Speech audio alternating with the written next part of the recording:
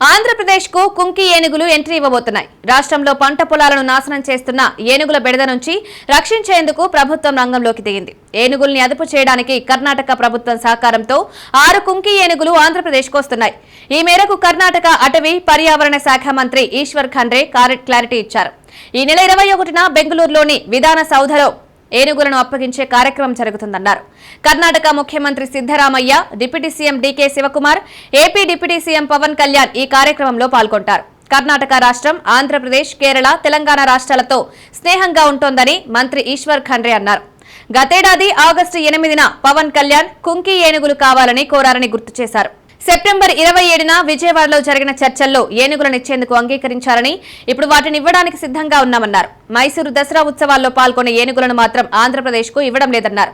AP నుంచి ఏనుగులు కర్ణాటకలోకి రాకుండా అక్కడి ప్రభుత్వమే చర్యలు తీసుకుంటోందన్నారు. ఏపీ, కర్ణాటక ప్రభుత్వాలు కుంకి ఏనుగుల విషయంలో ఒక ఒప్పందం చేసుకున్నాయి. AP deputy CM Pawan Kalyan, Karnataka మంత్రి ఈశ్వర్ ఖండ్రే సమక్షంలో ఇరు రాష్ట్రాల అటవీ శాఖ అధికారులు ఒప్పంద పత్రాలు మార్చుకున్నారు. కర్ణాటక నుంచి 8 ఏనుగులను ఏపీకి పంపడానికి ఒప్పందం కుదిరింది. చిత్తూరు, పార్వతీపురం, మన్యం, శ్రీకాకుళం జిల్లాల్లో ఏనుగుల వల్ల ప్రజలకు కలుగుతున్న ఇబ్బందులను పరిష్కరించడానికి ఈ చర్యలు తీసుకున్నారు. కుంకి ఏనుగులను పంపమని ఆయన కోరగా వారు వెంటనే అంగీకరించారు. ఈ మేరకు ఇరు రాష్ట్రాల మధ్య ఒప్పందం జరిగింది. చిత్తూరు, పార్వతీపురం, మన్యం, శ్రీకాకుళం జిల్లాలో ఏనుగుల సంచారం వల్ల వస్తున్న సమస్యలను పరిష్కరించడానికి కుంకి ఏనుగులను తెస్తున్నామన్నారు డిప్యూటీ సీఎం పవన్ కళ్యాణ్. కర్ణాటక అటవీ శాఖ మంత్రి ఈశ్వర్ ఖండ్రేతో మాట్లాడిన వెంటనే ఆయన సానుకూలంగా స్పందించారన్నారు.